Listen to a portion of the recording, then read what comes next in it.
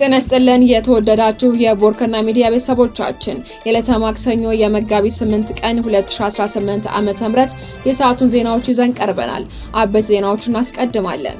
በምስራቅ በለሳ የፋኖና የመንግስት ኃይሎች ጦርነት መጀመራቸው ተገለጸ። የአማራ ፋኖ ብሔራዊ ንቅናቄ የመከላከያ ሰራዊት በምስራቅ በለሳ ጉኋላ ከተማ በሁለቱም ኮሮች ጥምረት ውጊያ መጀመሩን አፍብን ሰሜን አማራ ቀጠና በላይ ዕዝ ሜጀር ጀነራል ውባንተ አባተ አንደኛ ኮር ህግ መምሪያ ባወጣው መግለጫ አብራርተዋል። የዕለቱ ዜናችን ቀዳሚ አድርገነዋል።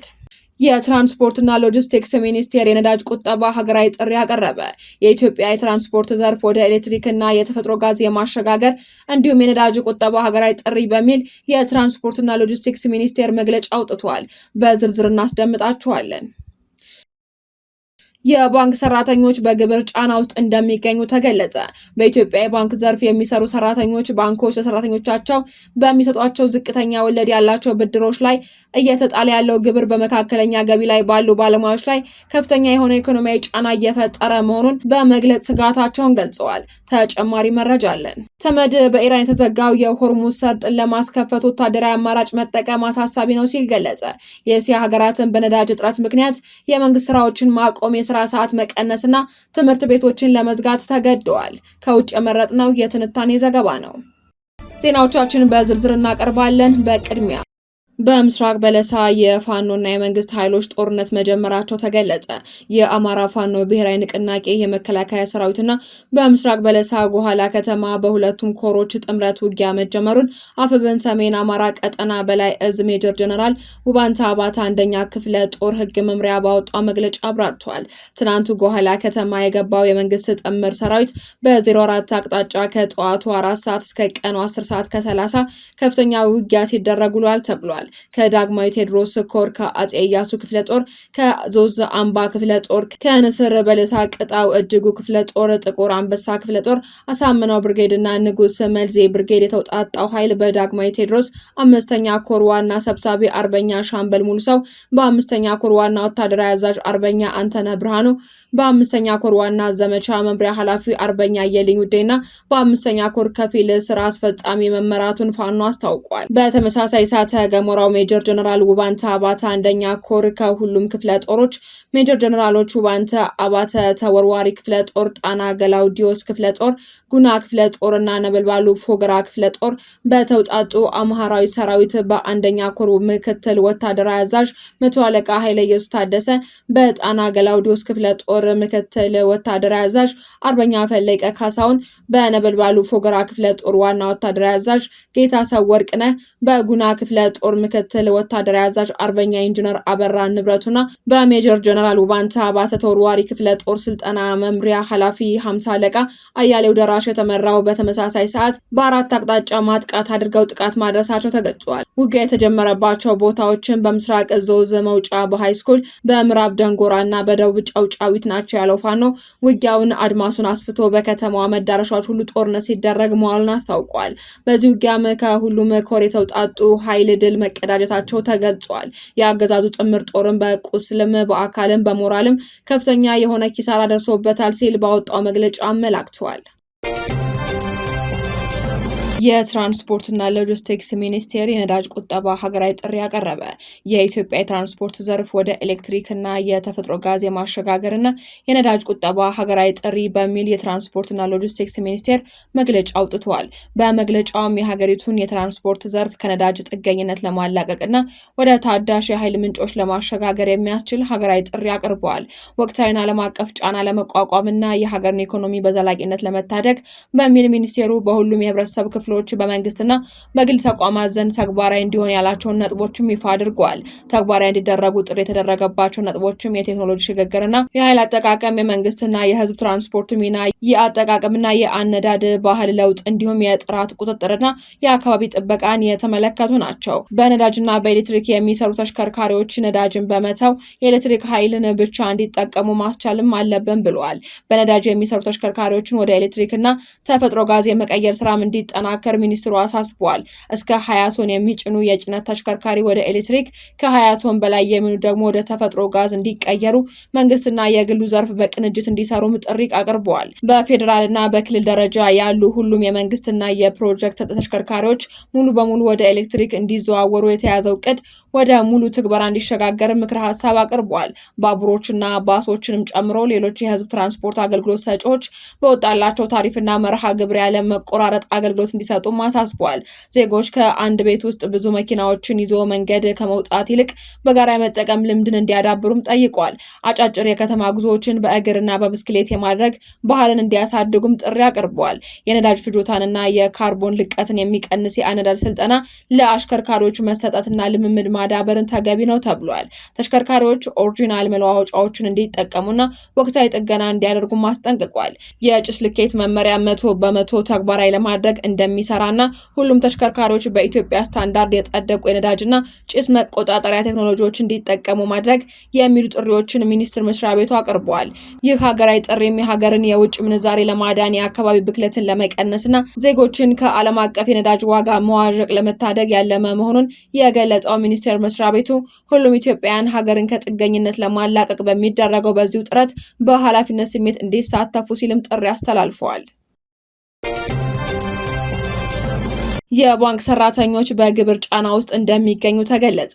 በኢትዮጵያ የባንክ ዘርፍ የሚሰሩ ሰራተኞች ባንኮች ለሰራተኞቻቸው በሚሰጧቸው ዝቅተኛ ወለድ ያላቸው ብድሮች ላይ እየተጣሉ ያለው ግብር በመካከለኛ ገቢ ላይ ባሉ ባለሙያዎች ላይ ከፍተኛ የሆነ የኢኮኖሚ ጫና እየፈጠረ መሆኑን በመግለጽ ስጋታቸውን ገልጸዋል። ኑሯቸው ከፍተኛ የሆነ ጫና ላይ እንደወደቀም ተናግረዋል። የዘርፉ ተወካዮች እንደሚሉትም ለቤትና ለተሽከርካሪ መግዣ የሚውሉ የብድር ጥቅማ ጥቅሞች የሚታሰቡበት የግብር ቀመር የሰራተኞችን የተጣራ ወርሃዊ ገቢ በከፍተኛ ሁኔታ የቀነሰ መሆኑን አመላክተዋል። ችግሩ የሚመነጨው ባንኮች ለሰራተኞቻቸው በሚሰጡት ዝቅተኛ 7% ወለድና መንግስት እንደ ገበያ ወለድ በሚወስደው 15% መካከል ያለው ልዩነት እንደ ሰራተኛ ገቢ ተቆጥሮ የገቢ ግብር ስለሚታሰብበት ነው ተብሏል።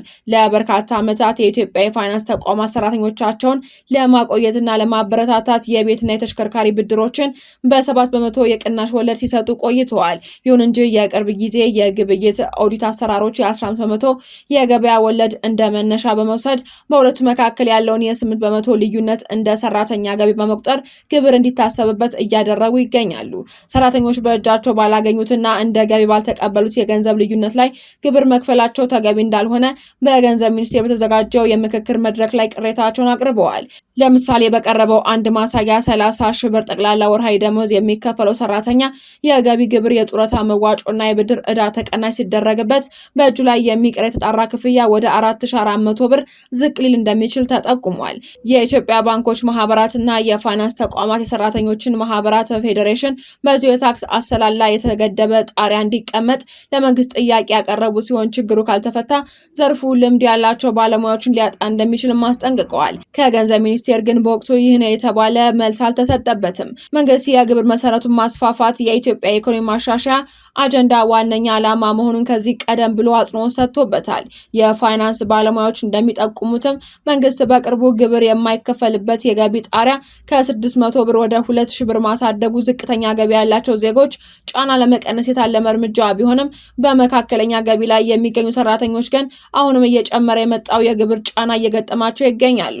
በሌላ በኩል የግብር ባለሙያዎች በአዲስ የገቢ ግብር ረቂቅ ደንብ ላይ የሊሚትድ ሊያቢሊቲ ፓርትነርሺፕ ኩባንያዎች ትርፍ ባከፋፈሉ በ30 ቀናት ውስጥ ታክስ እንዲከፍሉ መገደዳቸውና የቅድመ ታክስ ክፍያ አሰላለፍ ላይ ክርክር ያለባቸው የኦዲት ግኝቶች ጭምር መካተታቸው በንግዱ ማህበረሰብ ላይ የአስተዳደርና የጥሬ ገንዘብ ፍሰት ጫና ሊፈጥር እንደሚችልም ስጋታቸውን ገልጸዋል። በሌላ በኩል የታክስ ባለሙያዎች በአዲሱ የገቢ ግብር ረቂቅ ደንብ ውስጥ በተካተቱ ሌሎች ድንጋጌዎች ላይም ስጋታቸውን ገልጸዋል። የህግ ባለሙያዎች እንደሚጠቁሙትም የሊሚትድ ሊያቢሊቲ ፓርትነርሺፕ ተቋማት የሚከፋፈሉት ገቢ በከፈሉ በ30 ቀናት ውስጥ ታክስ እንዲከፍሉ መገደዳቸው በሙያ አገልግሎት ሰጪ ድርጅቶች ላይ ተደጋጋሚ የታክስ ማሳወቂያና ከፍተኛ የህግ ተገዢ ወጪን በማስከተል ተጨማሪ አስተዳደር ጫና ሊፈጥር ይችላል ተብሏል። ሌላው ስጋት ከቅድመ ታክስ ክፍያ ወይንም አድቫንስ ታክስ ፔይመንት ቀመር ጋር የተያያዘ ሲሆን ስሌቱ ባለፈው ዓመት የታክስ ማሳወቂያ ላይ መመስረቱንና ክርክር ያለባቸው የኦዲት ግኝቶች